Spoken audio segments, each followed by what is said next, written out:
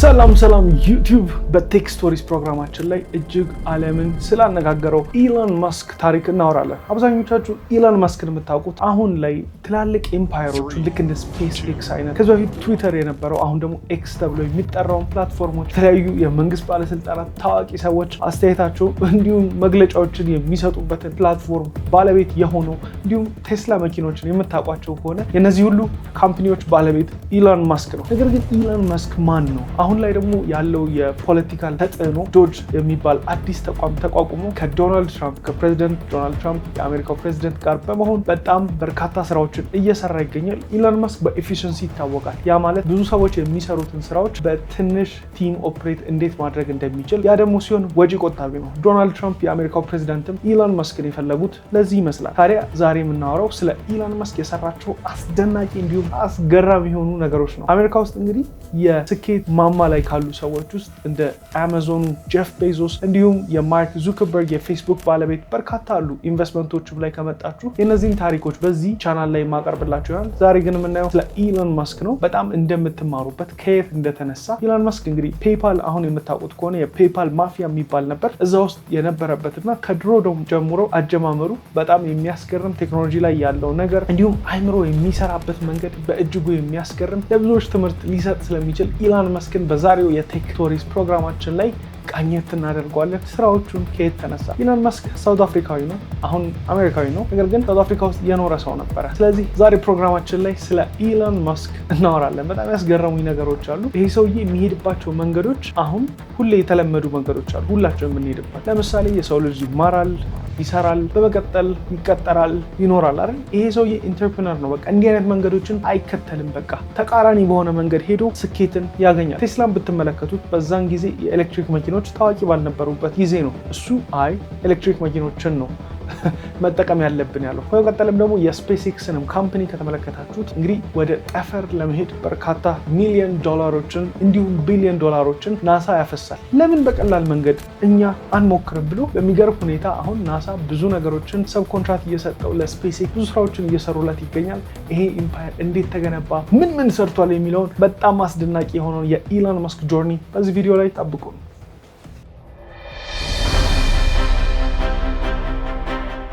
ኢሎን መስክ ሰኔ 28 1971 በፕሪቶሪያ ደቡብ አፍሪካ ተወለደ። ቤተሰቦቹ ልዩ አይምሮ እንዲሁም የፈጠራ ችሎታ ያላቸው ነበሩ። አባቱ ኤሮል መስክ መሐንዲስ ሲሆኑ እናቱ ደግሞ ሜዮ መስክ ደግሞ ሞዴል እንዲሁም የስነ ጥበብ ባለሙያ ነበሩ። ከተማረ ቤተሰብ መወለድ አንደኛው ጥቅሙ ይሄ ነው። ኢሎን በደቡብ አፍሪካ ያደገ ሲሆን በልጅነት ህይወቱ እጅግ በጣም ያነብ ነበር። በርካታ መጽሐፎችንም ይጨርስ ነበር። ቴክኖሎጂን በመውደድ ደግሞ ይታወቅ ነበር። ኢሎን አይናፋር እና ዝምተኛ ነው። ብዙውን ጊዜ በመጽሐፎች እና በሐሳቡ ዓለም ውስጥ እየዋኘ የሚያሳልፍ ልጅ ነበር። ይሄ ሁሉ የሚሆነው እንግዲህ ከ9 ዓመቱ በፊት ነው። በ9 ዓመቱ ደግሞ ራሱን የኮምፒውተር ፕሮግራሚንግ በማስተማር ብላስተር የተባለ የመጀመሪያውን የቪዲዮ ጌም ፈጠረ። በኋላም ለኮምፒውተር መጽሔት $500 ሸጠው። ገና ከጀምሩ ኢሎን ለቴክኖሎጂ ከፍተኛ ፍቅር እንደነበረው እናም በሮቹን ለመክፈት እንደማይፈራ ግልጽ ነበር። በ1989 በ17 ዓመቱ ኢሎን ለወደፊቱ ስኬት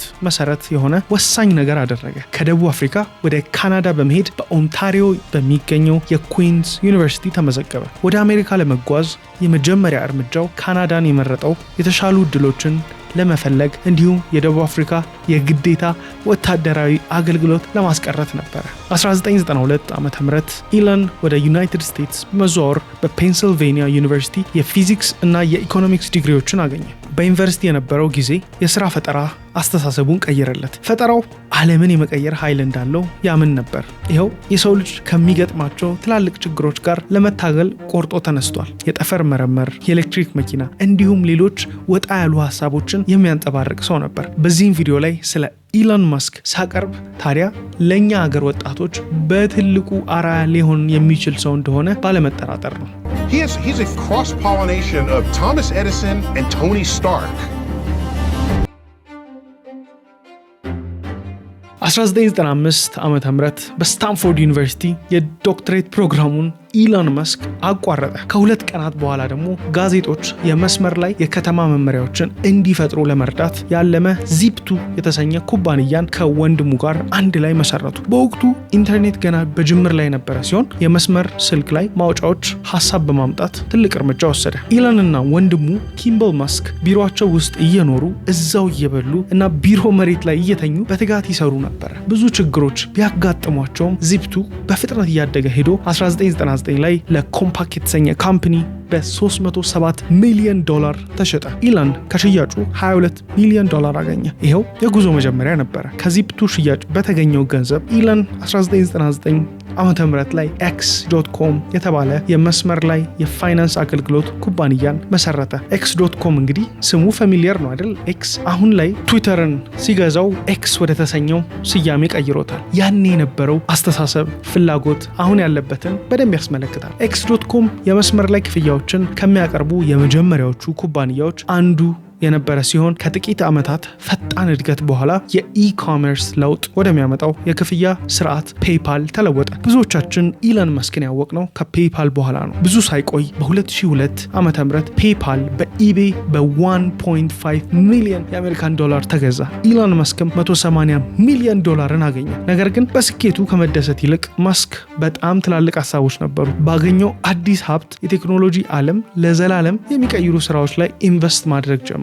በ2002 ኢሎን መስክ ስፔስ ኤክስ የተሰኘ የስፔስ ኤክስፕሎሬሽን ቴክኖሎጂ ኮርፖሬሽን የተባለውን ኩባንያ የጠፈር ጉዞን ርካሽ እንዲሁም ህዝብ ተደራሽ እንዲሆንበት የማድረግ ሀሳቡን አመነጨ። ይሄ እንግዲህ በቃ የእብዶች ሀሳብ ነው በዛን ጊዜ እንደዚህ የሚለው፣ ምክንያቱም እነ ናሳ የሚያወጡትን የገንዘብ መጠን በእጅጉ የሚከብድ ነው ለማመን። ታዲያ አንድ ግለሰብ መጥቶ ስፔስ ላይ ወይም የጠፈር ጉዞን ርካሽ አደርጋለሁ ሲል የሚያስገርም ነው። ስፔስ ኤክስ በውስን ሀብቶች ጀምሮ በህዝብ እና በኢንዱስትሪ ባለሙያዎች ከፍተኛ ጥርጣሬ፣ ተቃውሞ ገጥሞት ነበር። የእብድ ሀሳብ ነው። እንዲያውም ስፔስ ኤክስ እንደ አውሮፓውያን አቆጣጠር በ2008 ፋልከን 1 የተሰኘ ሮኬትን በተሳካ ሁኔታ ከማምጠቁ በፊት 3 ያልተሳኩ የሮኬት ማስወንጨፊያ ሙከራዎችን አሳልፎ ነበር። ኢሎን መስክ ተስፋ አልቆረጠም ነበር ማለት ነው። ታዲያ የሮኬት ማስወንጨፍ ሙከራዎቹ ሳይሳኩ ሲቀሩ በሚሊዮን ዶላሮችን እያከሰሩት ነበር። ያ ስኬት ለስፔስ ኤክስ ትልቅ ለውጥ ያመጣ ሲሆን ቀጥሎ ባሉት ዓመታት ስፔስ ኤክስ የመጀመሪያውን እንደገና ጥቅም ላይ የሚውል ወይም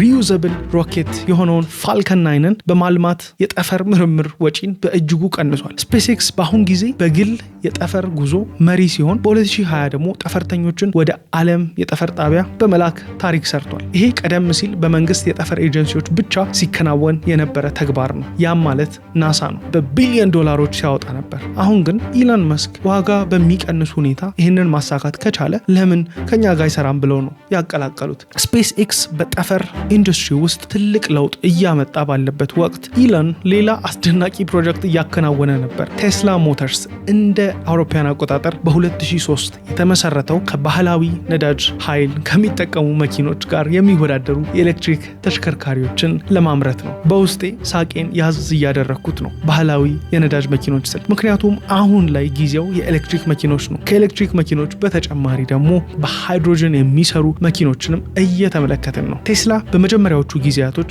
ከፍተኛ ችግሮች ገጥመውታል። አዲስ ሀሳብ ነው ኢሎን ይዞ የመጣው። የኤሌክትሪክ ተሽከርካሪዎች ገበያ ገና በጅምር ላይ የነበረ ሲሆን ቴክኖሎጂው ውድ እንዲሁም ያልተጣራ ነበር።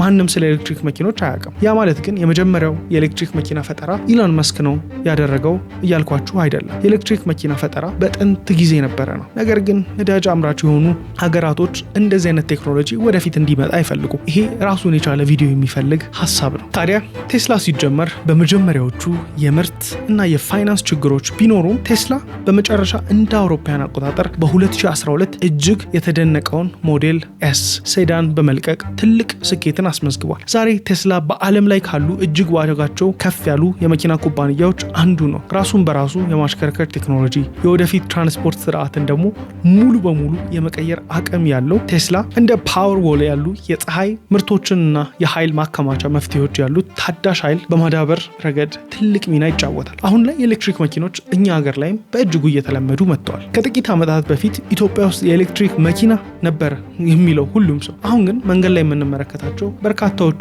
የኤሌክትሪክ መኪኖች ሆነዋል። አረ እንደውም የኤሌክትሪክ መኪኖች የቻርጂንግ ስቴሽን በየቦታው እየተገነባ እየተመለከትን ነው። ዛሬ ቴስላ በዓለም ላይ ካሉ እጅግ ዋጋ ያላቸው የመኪና ኩባንያዎች አንዱ ነው። ራሱን በራሱ የማሽከርከር ቴክኖሎጂ የወደፊቱን የትራንስፖርት ስርዓት ሙሉ በሙሉ የመቀየር አለው። ቴስላ አሁን ላይ ከነ BYD ጋር ሲወዳደር እነ BYD በቴክኖሎጂ ፈጥነው ሄደዋል። ያኔ ግን ኢሎን መስክ አስተያየት ሲሰጥ የBYD እኛ ጋር አልደረሱም፣ ከኛ ጋር መወዳደር አይችሉም ብሎ ነበር። ኢሎን እንግዲህ ቴስላን መስርቶ አሁን ላይ ኤሌክትሪክ መኪና ላይ ካሉ ትላልቅ ስሞች ውስጥ አንዱ ሆኗል። የኢሎን እንግዲህ የወደፊት ላይ ያተኮረ ራዕይ በጠፈር ጉዞና በኤሌክትሪክ ተሽከርካሪዎች ላይ ብቻ አላቆመም። በ2016 ሰው ሰራሽ አስተውሎት ወይም አርቲፊሻል ኢንተለጀንስን ከሰው ልጅ አንጎል ጋር የማዋሃድ ደፋር ግብ ያለው ኒውራሊንክ የተሰኘ ኩባንያ በጋራ መሰረተ። ከኢሎን መስክ ውስጥ የማልስማማባቸው አንዳንድ ቴክኖሎጂዎች ይሄኛው ይጠቀስበታል። ኒውራሊንክ በመጨረሻ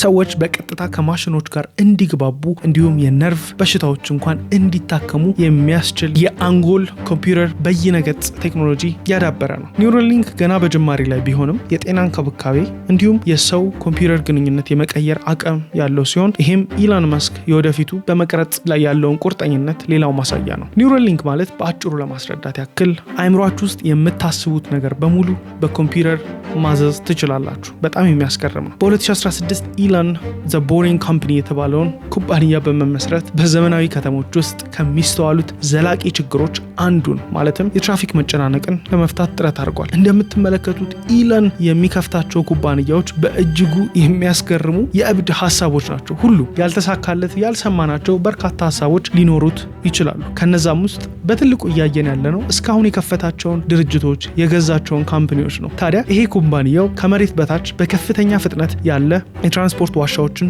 ለመገንባት እቅድ አወጥቷል። ይህም ተሽከርካሪዎች ከመሬት በላይ ያለውን ትራፊክ እንዲያስወግዱ ያስችላቸዋል። በሎስ አንጀለስ እንዲሁም በላስ ቬጋስ ባሉ ፕሮጀክቶች ዘ ቦሪንግ ካምፓኒ ስለ ትራንስፖርት የምናስብበትን መንገድ ለዘላለም ሊለውጠው ይችላል። ታዲያ ኢሎን መስክ ከውዝግብ የራቀ አይደለም። የአክሲዮን ገበያን ወደ አለመረጋጋት ከሚመሩ ደፋር ትዊቶቹ ጀምሮ ተቆጣጣሪዎች ጋር እስከሚጋጭ ድረስ ብዙ ጊዜ በህዝብ ቁጥጥር ስር ሆኖ ተገኝቷል። ሆኖም ድንበሮችን የመግፋት እና ከሚጠበቀው በላይ የመሆን ችሎታው በቴክኖሎጂ እና በቢዝነስ ውስጥ ካሉ እጅግ አስፈላጊ ሰዎች አንዱ አድርጎታል። በሁሉም ፈተናዎች ውስጥ ኢሎን መስክ የተሻለ የወደፊት ህይወት ለመገንባት ባለው ራዕይ እንደጸና ነው። የሰው ልጅ ባለ ብዙ ፕላኔት ዝርያ የሆነበት በታዳሽ ኃይል የሚንቀሳቀስበት እና ሰው ሰራሽ አስተውሎት በማዋሃድ የሚሻሻልበት ዓለምን የመፍጠር ሀሳብ አለው። ቴስላ ፈታኝ የሆነ የመሬት ገጽታን እየዳሰሰ ነው። ይሄ በ2024 ኩባንያው በታሪክ ለመጀመሪያ ጊዜ የተመዘገበውን ዓመታዊ ሽያጭ መጠን በመቀነሱ የወደፊት የእድገት ጉዞ ላይ ስጋት ፈጥሯል። ቻይና ለዚህ ተጠያቂ ነች፣ እንደ BYD አይነት ኩባንያዎች እየመሩ ስለሆነ። በሁሉም ፈተናዎች ውስጥ መስክ የተሻለ የወደፊት ህይወት ለመገንባት ያለው ራዕይ እንደጸና።